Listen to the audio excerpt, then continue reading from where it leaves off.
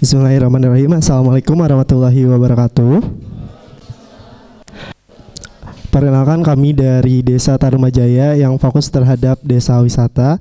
Di sini kami akan sedikit menjelaskan mengenai program yang akan kita bawa. Nah, seperti yang kita ketahui bahwa sebelumnya waktu UTS itu kita udah memaparkan bahwa ada beberapa potensi yang ada di Desa Tarumajaya, khususnya di potensi wisata alam. Di sini bisa dibaca juga oleh teman-teman bahwa potensi wisata alam itu memberikan suatu keunggulan bagi desa wisata. Namun salah satu hambatannya adalah masyarakat belum bisa menerima dan masyarakat merasa bahwa pertanian lebih unggul dibandingkan wisata. Dan kemarin tanggapan dari dosen dan juga hasil diskusi, kita menentukan bahwa program kita akan fokus terhadap recovery saja. Jadi program kita hanya satu, yaitu recovery desa wisata. Dalam recovery ini kita menggunakan metode yang namanya SMART, yaitu specific, measurable, achievable, kemudian relevant, dan juga time bound goals. Yang pertama adalah specific. Itu tadi, spesifik yang pertama adalah tujuan kita untuk recovery desa wisata. Hanya itu tujuannya. Dan untuk menggapai tujuan itu, kita perlu memerlukan yang namanya konsep peta helix dan juga marketing wisata. Untuk konsep peta helix, kenapa kita memilih? Karena ini adalah konsep yang pernah diberikan oleh Pak Gubernur juga, di mana kolaborasi antara 5 unsur, pemerintah, akademisi, kemudian badan usaha, komunitas, dan juga media. Saat ini kami melihat bahwa 5 unsur ini saling berkaitan, dan jika kita menggunakan unsur ini maka tujuan kita akan tercapai. Kemudian marketing pariwisata, kenapa di sini diperlukan marketing wisata? Karena emang tujuan kita recovery. Karena dari awal, karena tahun kemarin kan terjadi pandemi dan itu mengakibatkan penurunan wisatawan. Jadi tujuan kita di recovery membutuhkan marketing, terutama dalam promosi.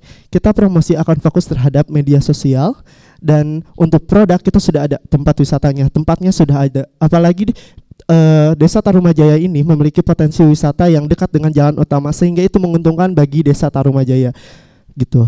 Terus di next lagi. Kemudian untuk mengukur tujuan kita tercapai adalah yang pertama, pemberdayaan sumber daya manusia. Ini diperlukan untuk mempersiapkan diri para pemangku kebijakan, terutama dinas dan juga pengelola wisata. Kita akan fokus terhadap 2 itu saja. Yang pertama, dinas dan juga pengelola. Karena 2 hal ini yang akan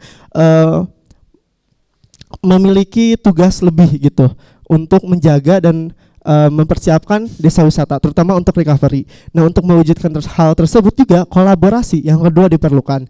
Kolaborasi di sini baik pemerintah maupun non pemerintah. Kenapa? Karena dalam hal ini nantinya untuk pemberdayaan atau persiapan sumber daya manusia, jika kita membutuhkan website, kemarin desa membutuhkan website katanya, kita bisa berkolaborasi dengan dosen yang ahli di bidangnya. Atau misalnya kita mau branding tempat wisata, kita bakal berkolaborasi dengan dinas ataupun komunitas lokal untuk mereka membantu memberikan pelatihan untuk membranding desa wisata tersebut. Yang ketiga adalah promosi.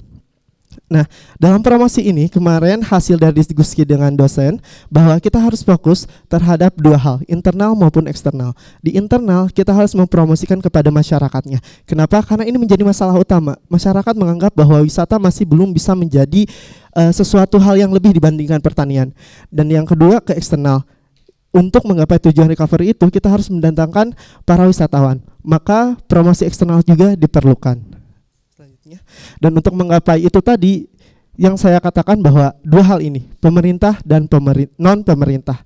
Pemerintah Desa Tarumajaya sudah berkolaborasi dengan beberapa dinas seperti Disparbud, kemudian Diskominfo, dan juga Kemendesa, di mana ini sangat menguntungkan kita.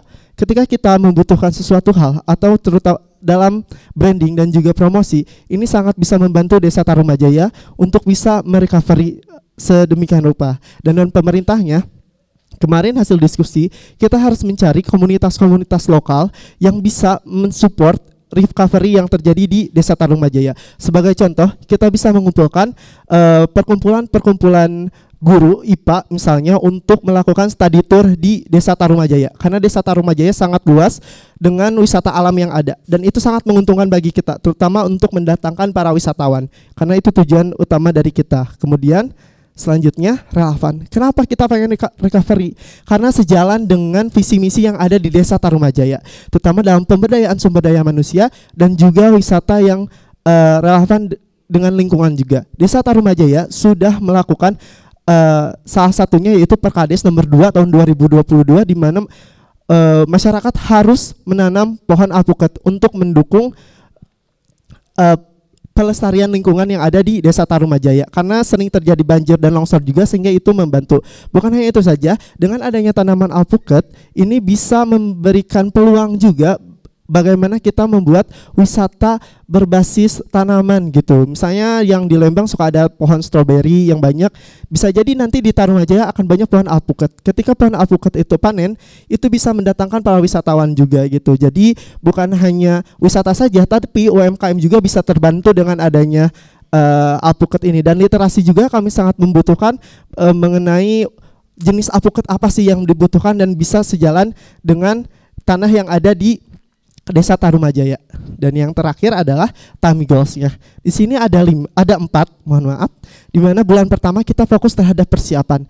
Kita akan mencari persiapan, terutama persiapan dalam internalnya, baik itu pengelola maupun dinas. Kemudian kita akan mencari sektor-sektor stakeholder yang bisa diajak bekerja sama dengan kita, terutama dalam membina dan memperdayakan para pengelola dan dinas. Kemudian di bulan selanjutnya, selama 6 bulan ini, kita akan fokus terhadap pelaksanaan dan pengawasan. Kita akan melihat apakah workshop yang kita berikan, apakah pelatihan yang nantinya diberikan diaplikasikan oleh mereka gitu. Kita akan melakukan pengawasan tersebut dan nanti akan ada evaluasi. Jika terjadi ternyata ada hal yang kurang dalam pelaksanaannya, kita akan melihat apakah promosi yang dilakukan di salah satu tempat wisata itu kurang atau apa, atau misalnya promosinya tidak cocok dengan yang ada di desa tersebut atau di tempat wisata tersebut. Itu bisa kita lakukan evaluasi.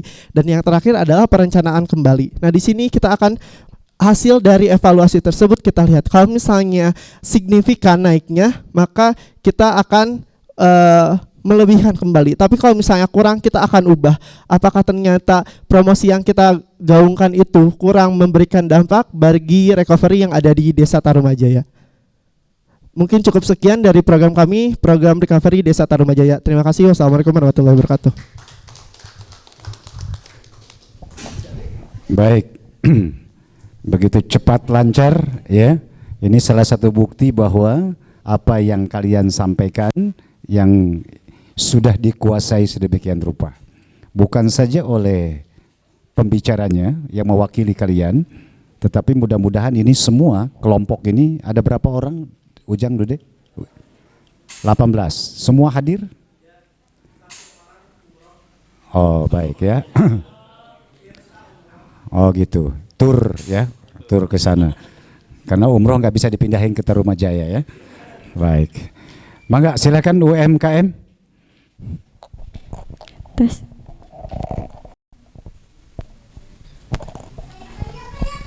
Bismillahirrahmanirrahim. Assalamualaikum warahmatullahi wabarakatuh. Salam sejahtera untuk kita semua. Selamat siang untuk para dosen yang sudah hadir pada kesempatan hari ini. Selamat siang juga untuk mahasiswa semuanya. Mungkin sebelumnya perkenalkan, nama saya Sylvin Sanizin, perwakilan dari UMKM Desa Tarumajaya. Mungkin langsung pada intinya aja ya. Untuk program kegiatan UMKM Desa Tarumajaya itu ada 3. Yang pertama yaitu ada brand building, yang kedua ada digitalisasi UMKM, yang ketiga yaitu sosialisasi izin administrasi kewirausahaan. Untuk program yang pertama yaitu brand building, ada beberapa kegiatan yang akan kita lakukan. Yang pertama yaitu pengelolaan galeri desa UMKM mengenai pemasaran administrasi dan pengelolaan UMKM. Yang kedua yaitu virtual tour UMKM atau video dokumenter dan vlog. Kegiatan yang ketiga yaitu sosialisasi pengelolaan keuangan BUMDes dan UMKM. Kegiatan yang keempat yaitu sosialisasi sumber pembiayaan bagi UMKM. Kemudian kegiatan yang kelima, kita akan melakukan workshop pengelolaan administrasi keuangan dan UMKM.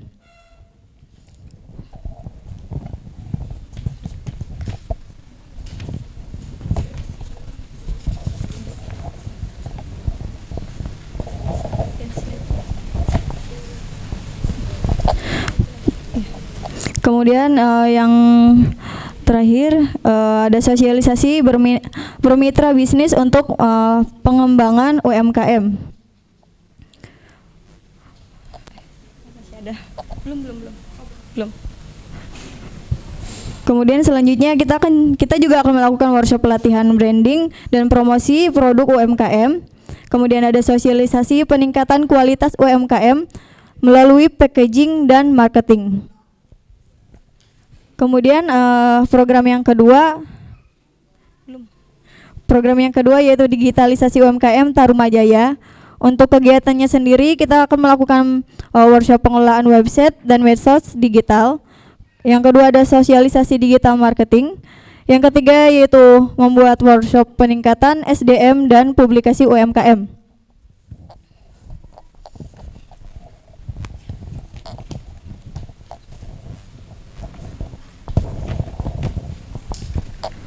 Untuk kegiatan selanjutnya yaitu akan mengadakan agenda event bazar UMKM atau making passion produk. Kemudian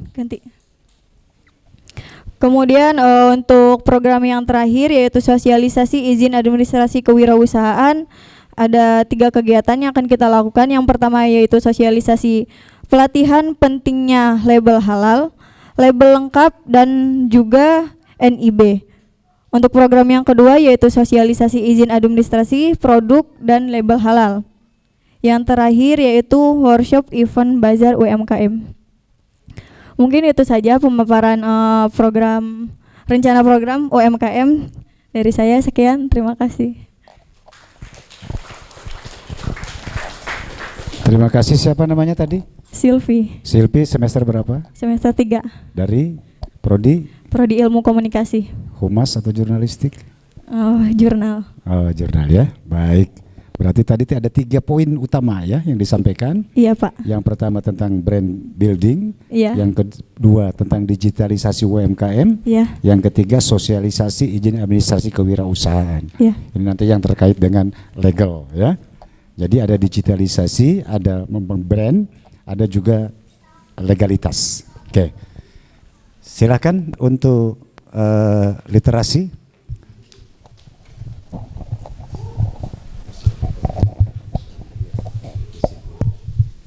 Cek. Assalamualaikum warahmatullahi wabarakatuh. Selamat siang rekan mahasiswa Fikomuninus serta ibu dosen yang sudah hadir pada acara hari ini. Sedikit dari cek, oke. Ngetes mic santai. Biar sayanya juga nggak gugup, oke? Boleh.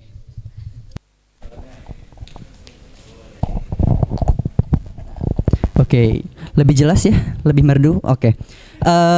Langsung aja, saya perwakilan dari Project Literasi, nama saya Ramdan Indah Majid, akan sedikit menceritakan atau misalkan menjelaskan usulan rencana program yang Project Literasi inginkan atau mudah-mudahan bisa diterapkan di Desa Tarumanjaya. Nah, pada dasarnya kalau misalkan Desa Tarumanjaya ini ingin menjadikan desanya sebagai desa digital, namun di satu sisi kita juga harus melihat bahwa capaian tingkat literasi di masyarakat itu belum cukup optimal, sehingga bagaimanapun juga desa itu tidak bisa disebut menjadi desa digital apabila literasi dasarnya juga masih kurang. Itu yang mau dijadikan desa digital itu apakah kantornya atau misalkan desanya. Nah, makanya kita menemukan beberapa permasalahan yang memang sudah kita sebutkan sebelumnya pada UTS kemarin. Dan kegiatan kita ini berfokus atau memiliki program prioritas bernama Jagat Jaya. Nah, breakdown atau pecahan dari Jagat Jaya ini kita memiliki 4 macam kegiatan. Boleh di next langsung ke slide ketiga. Nah, dari keempat kegiatan ini saling saling berkesinambungan dengan permasalahan yang ada di Desa Tarumanjaya. Yang pertama, kita akan mengadakan sosialisasi pengembangan gerakan literasi dan perpustakaan desa. Kenapa hal ini diperlukan? Karena ini berhubungan dengan permasalahan tidak adanya perpustakaan desa di Desa Tarumanjaya. Nah, output yang kami harapkan dari kegiatan ini adalah perangkat desa bisa menciptakan atau membangun perpustakaan desa baik itu berbasis konvensional ataupun digital. yang memang harapannya pernah kita tayangkan sebelumnya. Dalam ruang perpustakaan tersebut terbagi menjadi dua ruang perpustakaan konvensional dan ruang perpustakaan digital. Nah, siapa yang menjadi sasaran dalam kegiatan sosialisasi ini sudah pastinya adalah perangkat desa.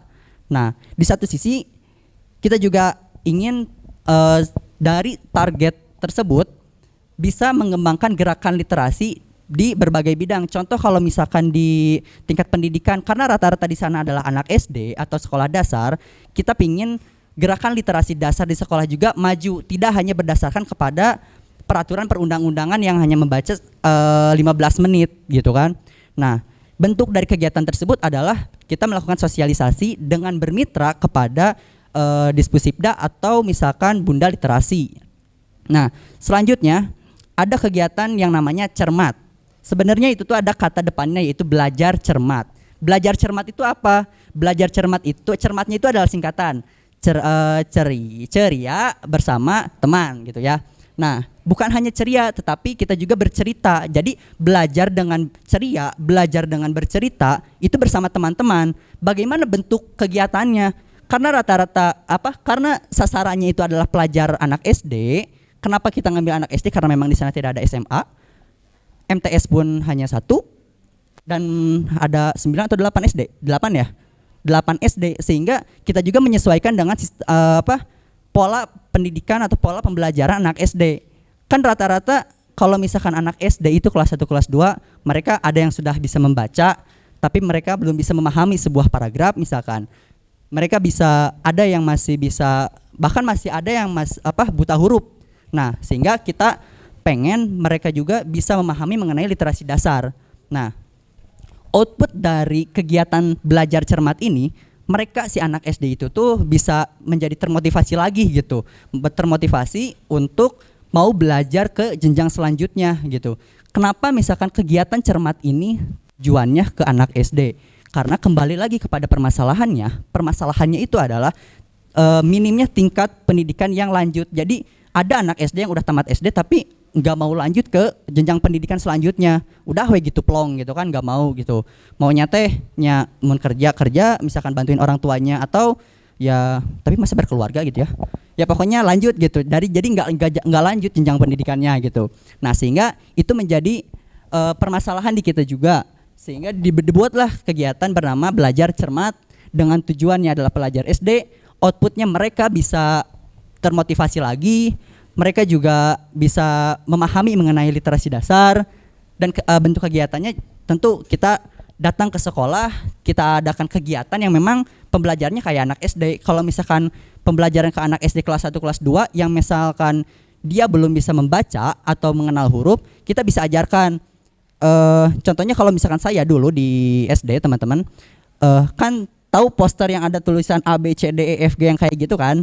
Nah, kalau misalkan kadang anak tuh nggak mau ngelihat kayak gitu, pengennya praktek, pengennya langsung pengen senang-senang gitu. Sehingga kita bisa peragain misalkan, adek-adek ini hurufnya apa misalkan, ini hurufnya apa gitu kan, itu hurufnya E misalkan. Jadi mereka juga senang gitu. Nah, atau misalkan kalau misalkan kita lanjut ke jenjang selanjutnya ke tingkat ke kelas 5, 6 yang misalkan mereka memang sudah bisa membaca, kita bisa suruh mereka kalau misalkan maju ke depan untuk menceritakan sebuah hasil yang telah mereka baca di sebuah buku, atau misalkan mereka mau bercerita dengan kita dengan cara deep talk atau misalkan bercerita rame-rame gitu kan. Tapi anak SD nggak akan mungkin deep talk ya, anak SD itu nggak deep talk gitu. Ini mah contohnya gitu, mereka gini gitu, mereka di depan, mereka ceritain pengalaman, saya dulu punya cita-cita sebagai Superman misalkan, itu kan sangat simpel gitu untuk pembelajaran anak SD gitu. Lalu yang kegiatan selanjutnya yaitu literasi digital untuk keluarga. Hal ini berkelanjutan atau masih berhubungan dengan permasalahan yang ada, yaitu permasalahan mengenai namanya lupa. Pokoknya mengenai penggunaan teknologi di masyarakat yang memang belum optimal gitu. Nah, dikatakan belum optimal itu seperti apa? Kita melakukan observasi langsung kepada anak-anak SD, kita lihat langsung mereka, kita tanya mereka punya gadget, punya meskipun itu yang orang tuanya gitu, tapi mereka mengklaim itu punya dirinya gitu. Terus yang mereka gunakan itu untuk apa? TikTokan katanya, Facebookan. Oke, Facebookan iya, TikTokan iya. Mereka tandanya mengenai literasi digital atau misalkan media literasi. Tapi di satu sisi kita takut untuk penggunaan anak itu dia salah menggunakan gitu loh. Dia menggunakan TikTok tapi searchingnya apa gitu kan, kayak takut gitu kan. Nah, diperlukan pemahaman kepada orang tua untuk bisa mengedukasi kepada anak-anaknya mengenai bagaimana caranya menggunakan teknologi yang baik dan benar gitu, sehingga mereka anak-anak juga nggak salah kaprah gitu dalam menggunakan teknologi. Bentuk dari kegiatan ini adalah kita dari mahasiswa membuat sebuah video dan juga membuat sebuah poster yang disebar langsung kepada masyarakat. Kenapa hal itu kita lakukan? Nah, kenapa itu kita lakukan? Nah, video dan poster itu kita sebar langsung kepada masyarakat. Tujuannya apa? Biar masyarakat tahu bagaimana cara orang tua mendidik seorang anak meskipun si anak itu memegang teknologi yang memang tidak bisa terelakkan. Teknologi tidak bisa kita saya mah nggak mau punya teknologi, saya mah nggak mau megang HP, itu nggak akan mungkin. Anak tuh pasti akan terobsesi dengan hal yang canggih gitu kan. Nah, yang selanjutnya yaitu mengenai kegiatan optimalisasi media informasi dalam produksi konten yang disampaikan kepada masyarakat. Nah, permasalahan dari kegiatan keempat ini, informasi yang diterima oleh masyarakat itu belum efektif dan efisien, sehingga kita ingin tim yang kegiatan dari yang keempat ini bisa memaksimalkan serta bisa meningkatkan konten dalam media informasi kepada masyarakat. Nah, sasaran dari kegiatan keempat ini adalah perangkat desa, utamanya adalah kelompok informasi masyarakat. Bisa dilihat media sosial yang di-upload di Desa Tarumanjaya itu dikelolanya oleh kelompok informasi masyarakat. Namun, kelompok informasi masyarakat itu tuh masih belum belum enaken gitu, belum informasi yang diberikan kepada masyarakatnya itu kayak ada kegiatan, mereka cuma sekedar membuat video, mereka hanya sekedar membuat posternya sedang melakukan kegiatan apa. Nah, kita tuh ingin kalau misalkan video-video yang diciptakan oleh Kim tersebut itu bisa lebih tertata lagi gitu. Nah, bentuk dari kegiatannya itu ya kita lakukan praktek kepada mereka, utamanya kepada kelompok informasi masyarakat, dengan cara kita ngasih video gitu, kayak ngasih tutorial gitu, bagaimana menggunakan aplikasi software misalkan agar si video yang yang diuploadnya itu bisa lebih menarik lagi gitu. Nah, mungkin itu saja yang dapat disampaikan. Oh iya, satu lagi di slide terakhir, sebelum terakhir maksudnya, itu untuk waktu pelaksanaan dari keempat kegiatan tersebut kita laksanakan selama 5 bulan, yang dimulai dari bulan Februari hingga bulan Juni berarti. Nah, dengan mitra tadi Dispusibda, PKK, Kim, perangkat desa, pihak sekolah, termasuk Bunda Literasi. Sekian, terima kasih. Wassalamualaikum warahmatullahi wabarakatuh. Baik, terima kasih. Saya kira apresiasi yang besar dari kami. Ternyata kalian sudah sangat jauh gitu ya. Inilah OBE itu diterapkan. Kalian sudah memiliki karakter yang berbeda dari mahasiswa yang dulu hanya mendengar aja ya. Di dalam kan gitu, membangun karakter kalian sudah mulai berpikir kritis, tidak begitu hasil observasi, dan ternyata banyak hal yang ternyata jauh dari harapan, berbeda gitu ya, sehingga Anda ingin melakukan semacam perubahan, ya kan gitu ya. Anda berpikir mampu melihat permasalahan dan Anda menanggapi itu, kemudian bagaimana Anda berpikir hari ini yang diwujudkan dalam sebuah perencanaan, apa yang harus kalian lakukan. Tentu semua itu baru bisa dilakukan ketika kalian mampu menjadi orang yang bisa berkomunikasi dengan siapapun. Kan gitu ya? Karena ini tidak bisa kalian lakukan sendiri. Tetapi kalian menjadi motivator, menjadi fasilitator, sehingga apa yang kalian inginkan itu bisa dikomunikasikan dengan berbagai pihak, dengan masyarakat terutama, membangun kultur kan di sana ya. Terus juga bagaimana juga sikap pemerintah desa di sana. Kemampuan Anda melakukan komunikasi dengan istilah parameternya nanti adalah Anda menjadi orang yang komunikatif atau tidak. Ya. Kemampuan Anda dalam berkomunikasi itulah Anda akan mendapatkan apapun yang Anda butuhkan nantinya. Ya, sehingga kerjasama baru, sehingga dari situ Anda bisa melakukan kolaborasi dengan berbagai pihak itu, bisa kerjasama. Paling tidak bisa kerjasama dengan kelompok kalian, menjadi sebuah kolaborasi yang kuat di situ. Ya, kelompok wisata berkolaborasi dengan sekian mahasiswa, begitu juga literasi dan juga UMKM. Kemudian juga kalian bisa berkolaborasi dengan ketiga kelompok ini dalam satu desa. Bahkan nanti berkolaborasi dengan desa-desa lain, bahkan berkolaborasi dengan pihak-pihak manapun yang itu tujuannya untuk bisa mewujudkan rencana kalian, ya kan gitu ya, di semester yang akan datang. Dari sekian banyak rencana itu mudah-mudahan 1 atau 2, ya kan gitu, bisa kita realisasikan secara nyata. Dan di situ butuh kreativitas, apapun kreativitas Anda dibutuhkan. OBM melatih ini, Anda langsung berada di kampus dalam waktu 1 bulan, misalnya dengan 3-4 kali pertemuan cukup, pengetahuan dasar saja, stimulus saja. Kalian butuh ilmu yang lain, banyak sumber kalian untuk mempelajari itu. Bahkan belajar dari masyarakat, jadikan desa Tarumajaya sebagai kampus baru kalian.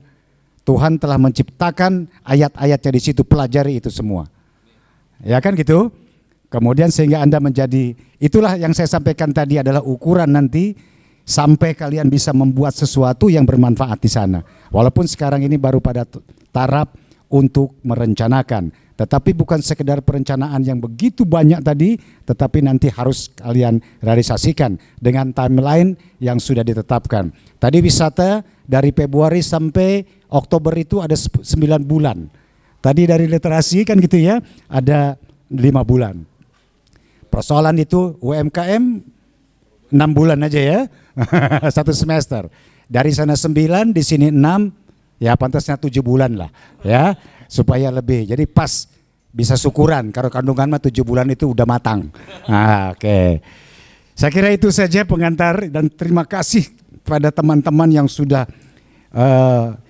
menyampaikan ini, walaupun diwakili oleh salah seorang, tetapi tentu kami berharap semua anggota di dalam timnya itu adalah memiliki kemampuan itu. Bukan hanya Ujang Dude yang pandai menyampaikan ini. Siapapun nanti, apalagi ketemu dengan saya di dosen di nanti UAS, harus mampu juga menjelaskan ini di setiap individu.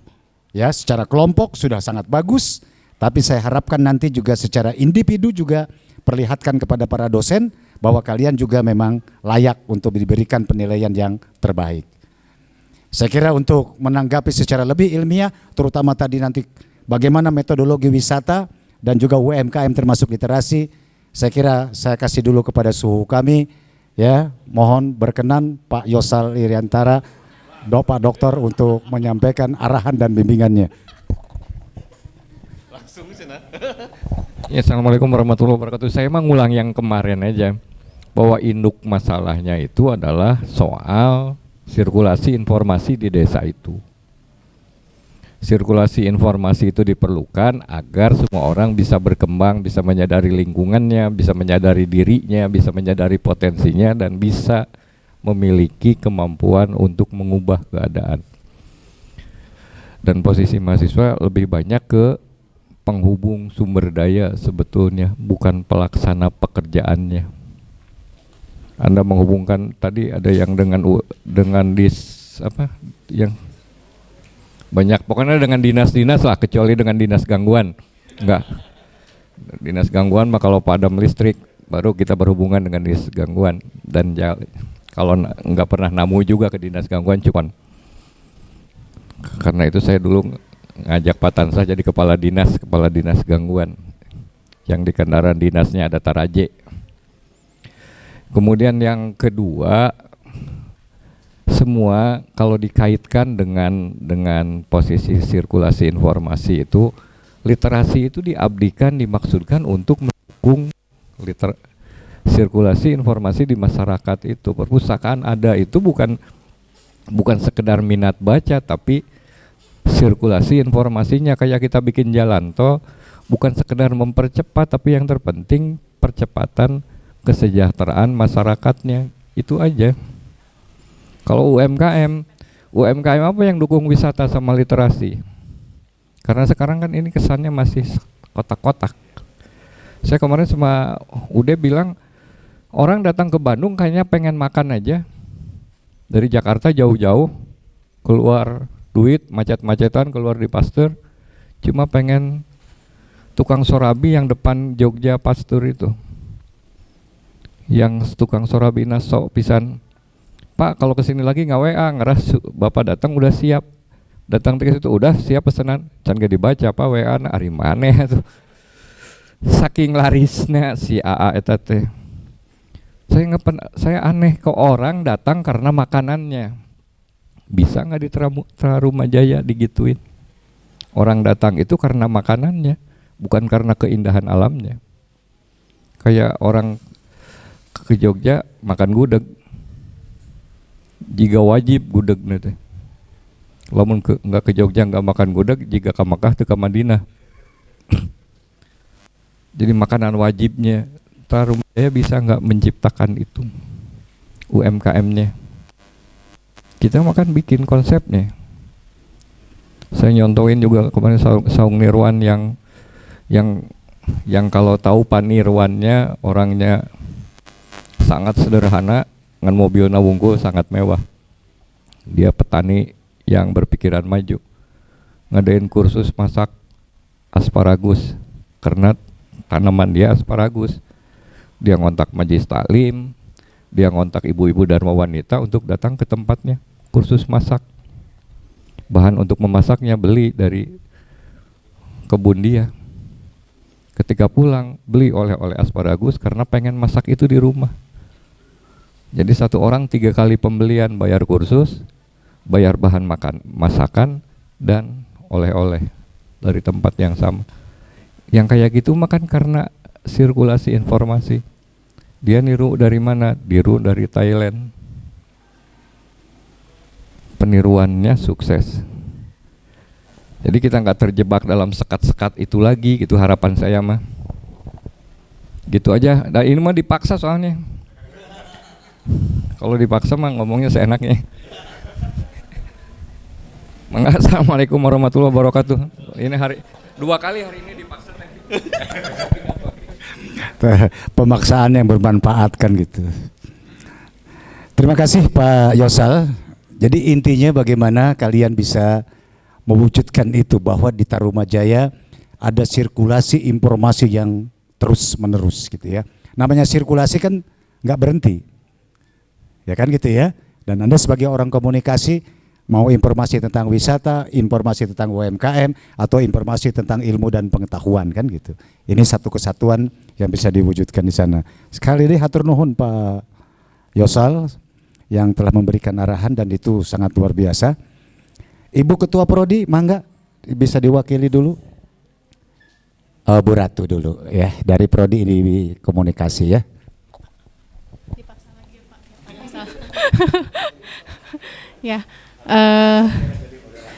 Mungkin saya apresiasi dulu ya buat kelompok wisata karena presentasinya lumayan niat gitu. Karena sebelum-sebelumnya cuma hitam putih dan sekarang ada warnanya gitu ya. Terus mungkin kalau secara keseluruhan ada sesuatu yang baru di sini, termasuk di bagian spesifik gitu ya. Pentahelix ini juga sebenarnya di kelompok kemarin kalau nggak salah kelompoknya Irma juga sudah pernah menyebut ini gitu. Cuma mungkin nanti tambahannya adalah kalau misalkan kita di sini kan ada nih ukurannya adalah pertama pembekalan SDM, kemudian kolaborasi gitu ya. Kalau lihat di laporan sebelumnya, saya lihat kolaborasinya baru dipenuhi oleh pemerintah gitu. Nah, coba sekarang juga mulai digali aja kolaborasinya ke non pemerintah, tapi benar-benar disebut gitu namanya, yang sekiranya misalkan komunitasnya yang masuk nih untuk teman-teman bisa dekati, walaupun misalkan sekarang teman-teman belum punya kontaknya atau sama sekali ya belum kenal orangnya gitu, tapi misalkan teman-teman tahu bahwa misalkan visi misinya punya kayaknya cocok sama visi misi yang bakal kita maksudnya konsep yang kita punya gitu ya, entah itu misalkan lewat komunitas apalah gitu misalnya yang misalnya mendukung untuk pembentukan konsep wisatanya teman-teman ini. Gitu aja sih kalau dari saya. Jadi mohon didetailkan kali ya si komunitasnya itu apa, non governmentnya itu apa gitu. Itu aja paling Pak. Waduh, pemaksaan lagi nih.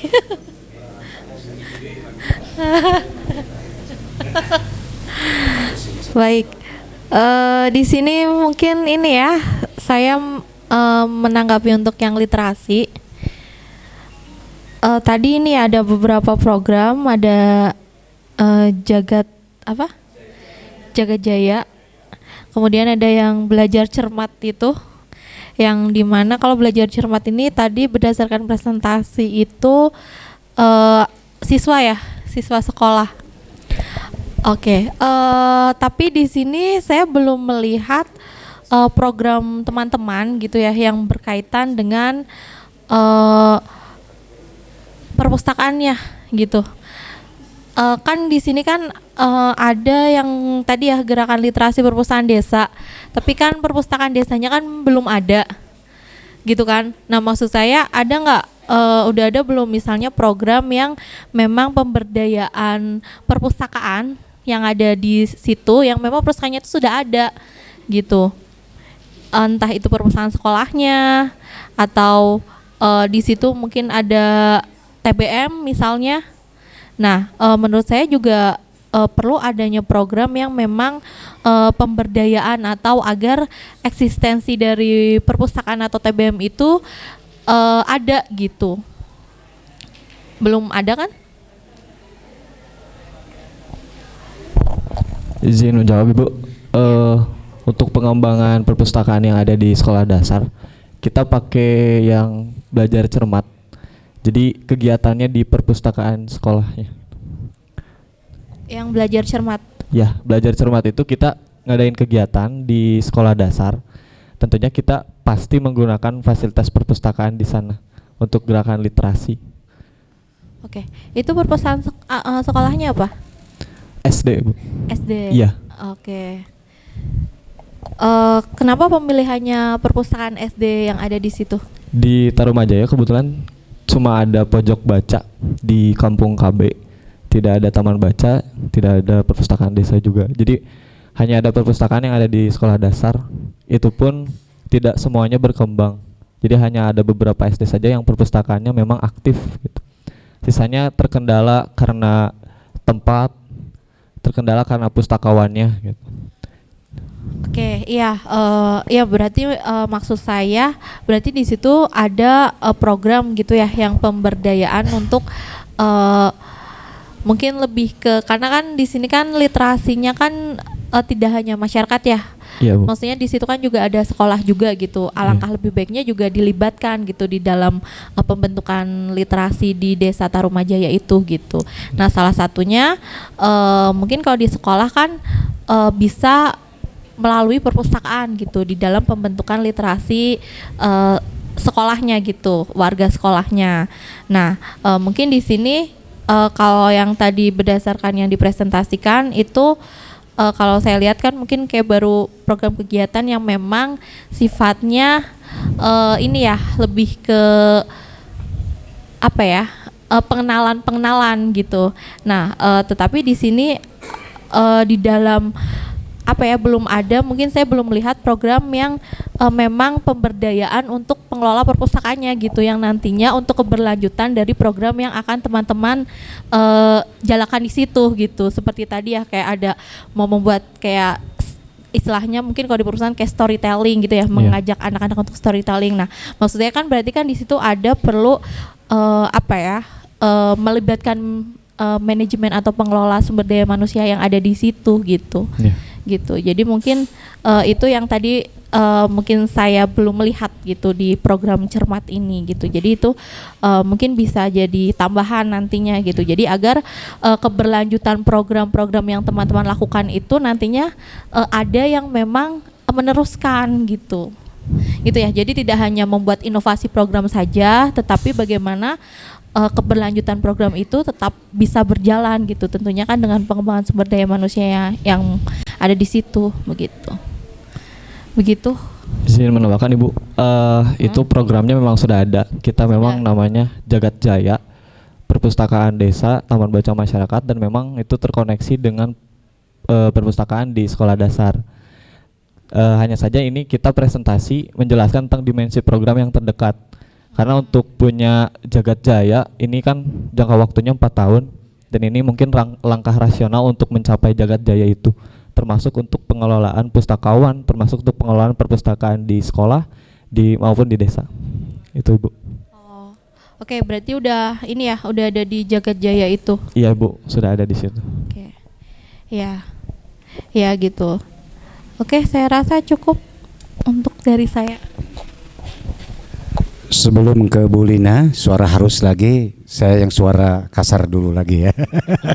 Halus, tadi itu kerbandingkan suara halus, suara beda, itu yang naon gitu. Biar ini tadi yang pertama soal UMKM, Ibu ini tentang wisata tadi, kemudian literasi. Tentang UKM juga saya tertarik dengan making passion product. Ya, jangan yang bicara tadi. Teh 2 ini bisa disampaikan ke kami apa yang dimaksud dengan making passion product.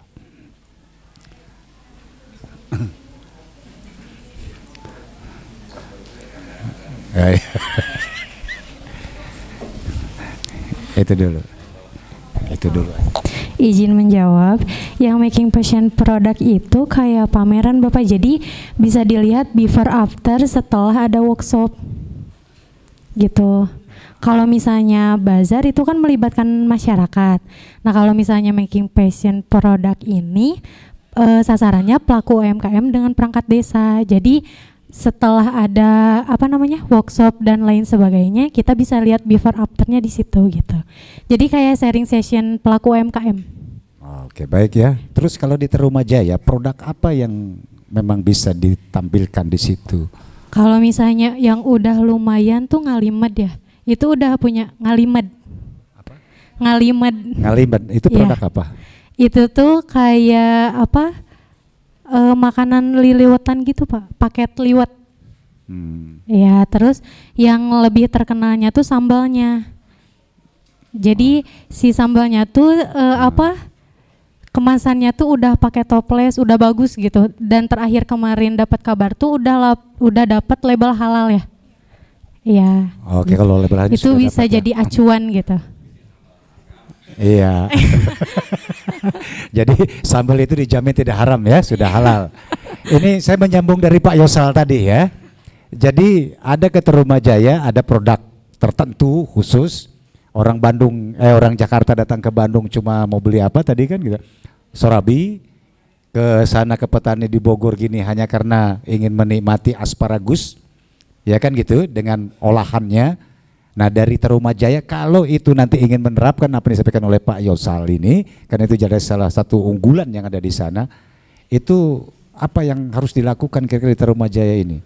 Ada persoalan apa di situ kalau ingin mewujudkan itu menjadi destinasi, ya? Nanti apakah di tempat wisata nanti warungnya itu lain persoalan. Yang penting membutuhkan sebuah produk yang memang diinformasikan kepada khalayak dan itu menarik perhatian. Nah, seperti apa? Paling tidak ada, kamu sudah punya gambaran gimana gitu untuk bisa memperkenalkan itu. Kalau misalnya yang lebih terkenal ya Pak, yang udah punya nama tuh ya itu yang Ngalimed tadi gitu. Salah satu produknya yang paling diunggulkan tuh dari sambalnya. Cuman dari yang lain-lain tuh ada paket liwet dan lain sebagainya gitu. Oh, jadi di sana juga wisata produk kuliner lah ya, ya makanan. Ya, jadi makanan. saya juga seperti itu kalau ke Purwakarta di sana karena senang sambalnya aja, ayamnya mah sama di mana juga kalau digoreng begitu. Tapi yang membuat berbeda itu karena ada sambal secara khusus, rasa khusus ya. Jadi sambal Tarumajaya gitu. Oke, karena biar suara harus lagi, ada di belakang saya Bu Lina. Mangga Bu, lanjut. Terima kasih atas kesempatannya Bapak. Oke, bismillahirrahmanirrahim. Assalamualaikum warahmatullahi wabarakatuh. Selamat siang Bapak dan Ibu dosen dari Vkom Uninus dan juga rekan-rekan mahasiswa, khususnya teman-teman dari kelompok Desa Tarumajaya yang tadi sudah presentasi. Pertama yang ingin saya sampaikan fokus kepada program literasi yang namanya literasi digital untuk keluarga ya. Oke, literasi digital untuk keluarga ini yang ingin saya tanyakan. Edukasinya tentang literasi digital kah atau memanfaatkan media digital untuk meliteratkan keluarga? Oke. Atau dua-duanya ya? Karena kalau tadi tidak salah membahas juga tentang bagaimana anak-anak nggak tahu nih mereka bisa pakai TikTok, bisa pakai Facebook, tapi nggak tahu apa yang mereka searching, dan juga keluarga perlu diinformasikan tentang terdesaknya atau pentingnya orang tua mengajarkan tentang literasi digital kepada anak yang menggunakan media, video dan juga poster. Ya, Iya, Bu. oke. Di sini saya hanya ingin memberikan pertimbangan aja untuk medianya, karena yang namanya keluarga khususnya ibu-ibu, oh ya sebelumnya saya ingin tanya, rencananya videonya itu diputar di mana? Di Instagram Kim Tarumajaya. Kebetulan memang warga dapat informasi di Instagram dan di Facebook. Oh, oke.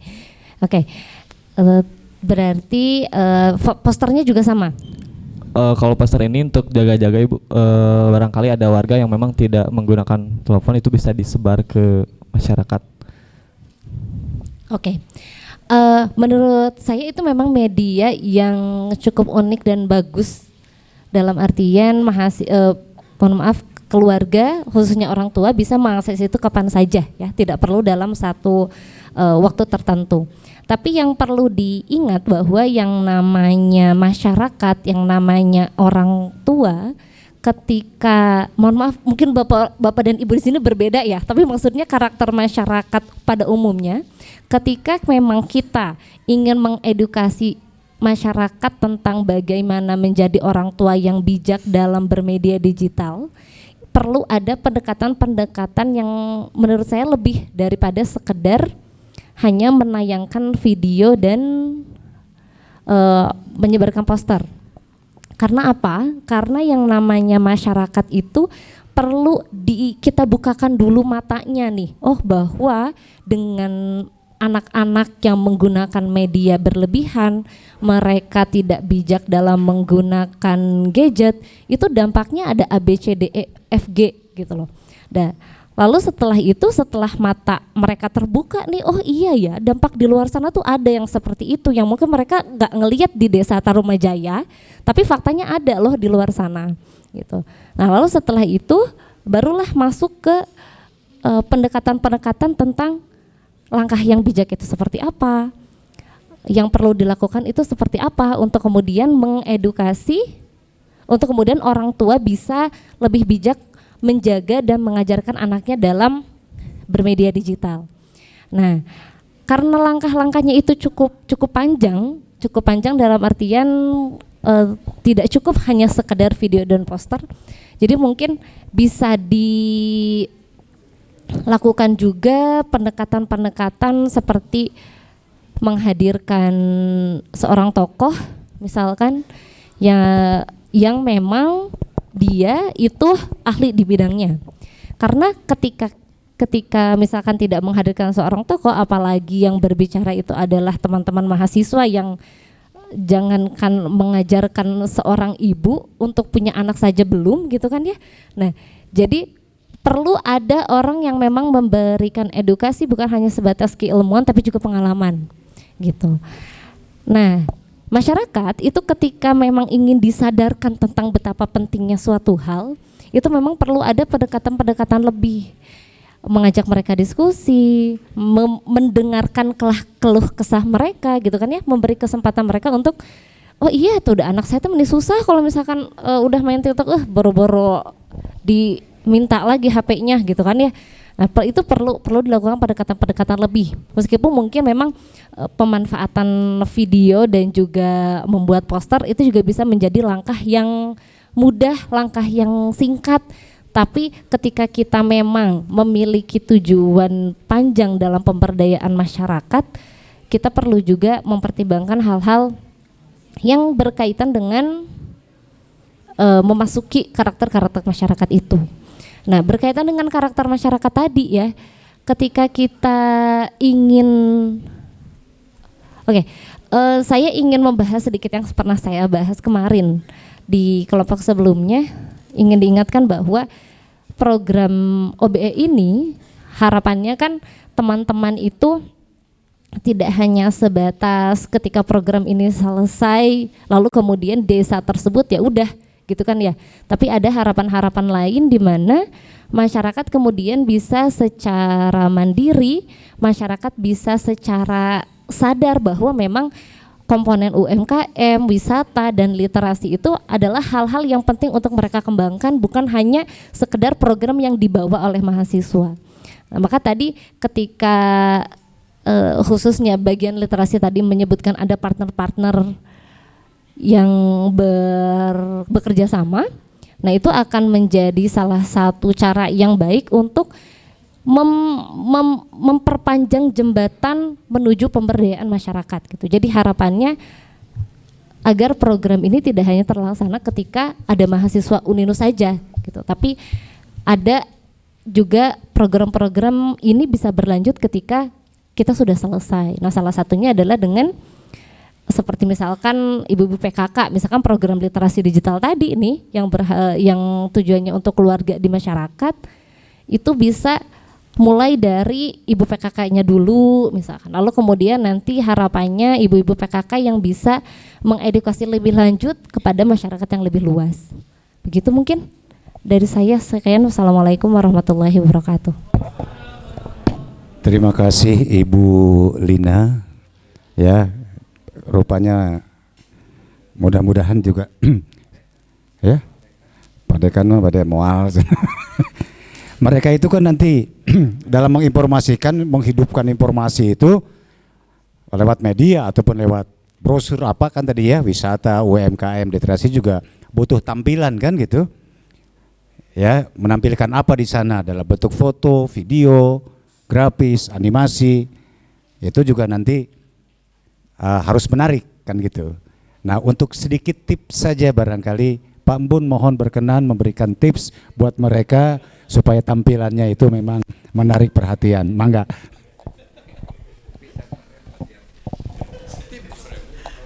Tipsnya tips ribuan, 10 ribuan. Assalamualaikum warahmatullahi wabarakatuh. Jadi naon ya judulnya tuh. Ini aja mungkin pesan ya, pesan buat temen atau Anda atau nih membahasakannya nih.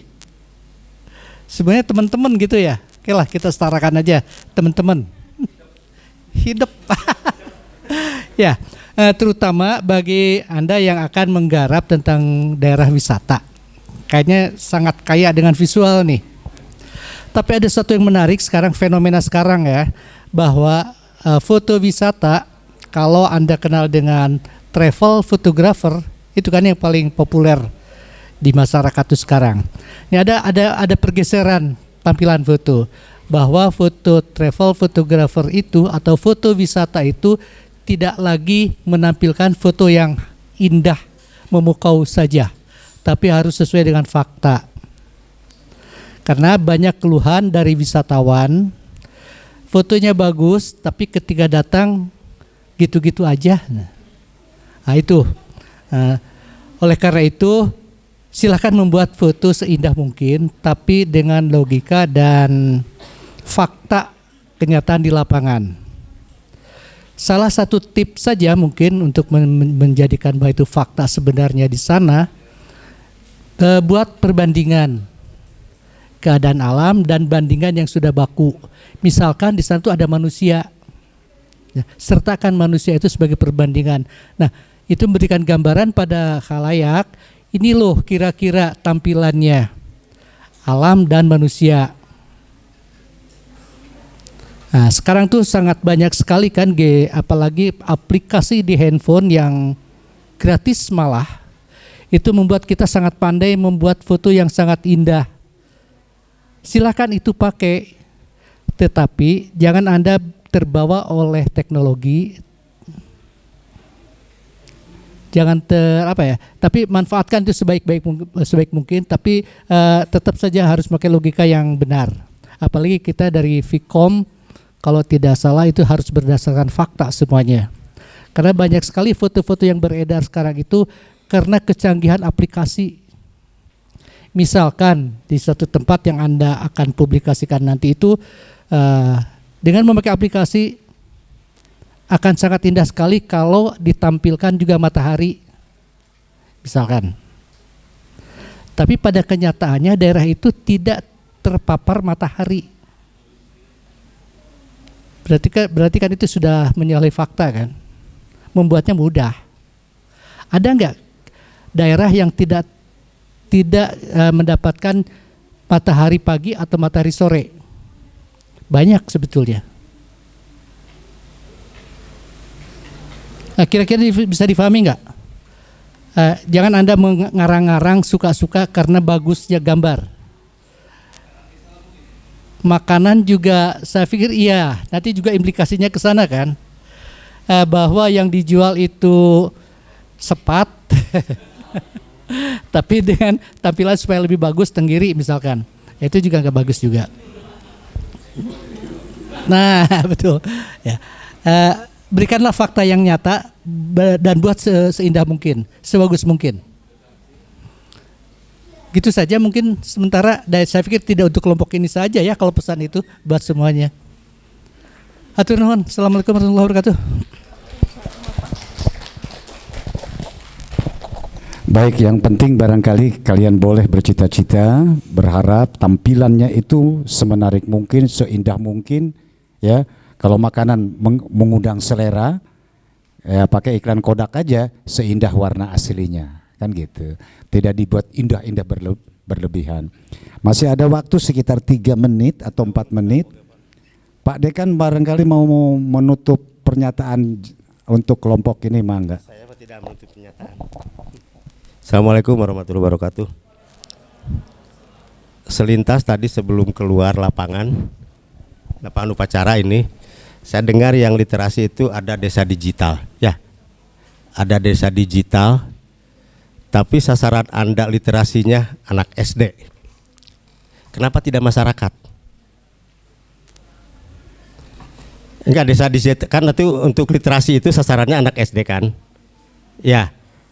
Ya literasi anak Jagat Raya itu kan karena di situ banyak sekolah, maka yang diutamakan itu literasinya itu ke anak SD sekolah dasar.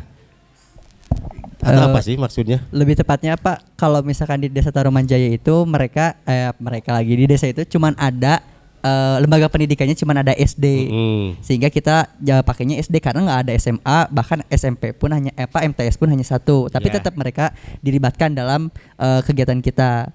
Nah, kalau misalkan kenapa yang desa digital itu kan memang itu keinginan dari pihak desa menjadikan Desa Tarumanjaya sebagai desa digital. Tapi kenapa sih literasi digitalnya itu adalah masyarakat? Izin menjawab Pak. Ya. Jadi gini Pak, untuk anak SD itu programnya tetap pengembangan literasi dasar. Kalau desa digital itu memang kita proyeksikannya ke perangkat desa. Itu memang untuk masyarakat Pak. Kalau desa digital, kalau yang perpustakaan digital, digitalisasi. Makanya kita bikin program yang literasi digital untuk keluarga, yang pakai video dan poster itu sasarannya untuk orang tua. Kalau ke anak SD-nya kita memang pengembangannya literasi dasar, karena masalahnya Tarumajaya pengen jadi desa digital tapi literasi di Desa Tarumajaya itu literasi dasarnya juga belum meningkat. Jadi kita recovery dulu literasi dasarnya ke anak SD, pengembangannya tetap literasi dasar. Untuk mengantarkan Desa Tarumajaya menjadi desa digital, kita mengadakan sosialisasi untuk literasi digital ke perangkat desa. Jadi perangkatnya desanya udah bisa digitalisasi, berarti desa digital. Baru perangkat desanya, belum masyarakatnya. Kenapa sasarannya itu bukan masyarakatnya yang harus jadi, misalnya yang ngolah UMKM siapa? Perangkat desa atau masyarakat desa?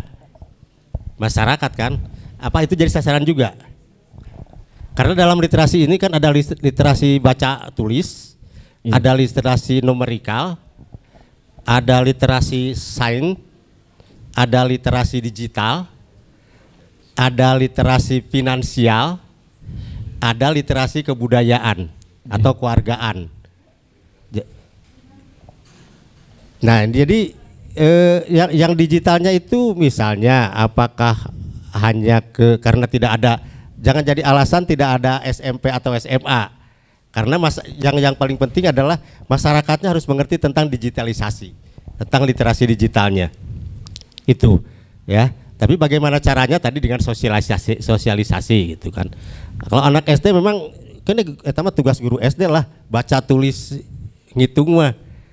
Cuman yang jadi apa tadi itu kalau nggak salah bahwa di Tarumajaya itu masyarakatnya rata-rata lulusan SD ya, tidak melanjutkan ke SMP kan. Setelah SD itu lulus SD mungkin jadi pemetik teh atau jadi apa lah. Ya, kalau nggak salah masyarakat di sana itu. Ya Pak. Nah ya, tapi cobalah kalau saya sarankan ini Pak, kalau bisa yang dikasih literasi pendidikan lah, pendidikan literasi digital terutama itu, coba masyarakat misalnya kalangan remaja dan orang tua, terutama orang-orang yang bergerak dalam dunia usaha, misalnya dunia pariwisata dan lain sebagainya. Ini ada kaitannya sih dengan pariwisata dan UMKM sebenarnya. Finansial kan kaitannya dengan ekonomi, tapi harus bisa juga berhitung. Ada ekonomi pastinya berhitung rugi raba rugi laba ya, laba dan rugi gitu kan. Kalau finansial gitu kan, kaitannya dengan ekonomi. Coba Anda kaitkannya dengan budaya di sana itu apa gitu kan. Mungkin jadi daya tarik untuk wisata misalnya kalau ada budaya-budaya yang di Tarumajaya itu. Ya? Ya Pak. Ngerti nggak? Jadi bukan hanya yang bisa digital itu bukan hanya perangkat desanya saja, tapi coba masyarakatnya juga syukur-syukur bisa digitalisasi juga. Memang di program kita Pak Jagat Jaya memang seperti itu. Cuman yang kita presentasikan ini dimensi programnya yang memang yang bisa kita lakukan selama beberapa bulan ke depan. Iya. Ya tapi saran ke depannya gitu untuk dilakukan. Misalnya ini kan kita misalnya 6 bulan hanya satu program saja juga sudah cukup sebenarnya. Yang lainnya mungkin jadi rekomendasi untuk dilanjutkan oleh desa Tarumajayanya itu. Ya, udah sekian. Terima kasih Bang Abad. Terima kasih Pak Dekan. Yang paling juga kunci utamanya adalah sekali lagi tadi saya juga sampaikan bagaimana kalian bisa berkolaborasi dengan satu kelompok yang ada di desa. Di Desa Tarumajaya. Tarumajaya membawa Pikom Unenus. Ada wisata, ada UMKM dan ada literasi. Mampukah kalian nanti kalau dalam realisasinya mengintegrasikan sebuah program yang memang bisa dikerjasamakan dengan ketiga kelompok itu, sehingga itu menjadi satu karya dari kelompok Tarumajaya. Ada konsep yang dari wisata, ada konsep yang mau dilaksanakan di tentang UMKM di Tarumajaya termasuk literasi. Ya, sekalipun itu secara sektoral masing-masing punya ini kan, kalau dimungkinkan di situ dan kita upayakan nanti dibimbing bagaimana itu menjadi satu program yang terintegrasi gitu ya, menjadi satu kesatuan di Tarumajaya ini. Ya, nanti mana yang bisa diintegrasikan, mana yang memang harus dipilah menjadi satu bagian tertentu. Itu aja ya. Jadi kesadaran nanti tentang fungsi wisata, fungsi UMKM, keluarga dan sebagainya. Juga dengan UMKM terkait dengan wisatanya ada, Ya kan, kalau soal brandingnya barangkali urusan UMKM, tapi bagian bagaimana pemasaran dan sebagainya itu juga terkait dengan wisata. Bagaimana juga itu bisa terjalin kerjasama di antara mereka tergantung dari kemampuan apakah literasi mereka, apakah mereka sudah menjadi warga yang literat atau tidak. Ya, itu saja saya kira. Terima kasih sekali lagi. Mohon maaf Pak ini dan Pak Tansa. Mungkin untuk kelompok ini karena waktunya sudah mau hampir jam 3. Mudah-mudahan 3:30 kita sudah selesai nanti untuk kelompok berikutnya. Sekali lagi terima kasih ya.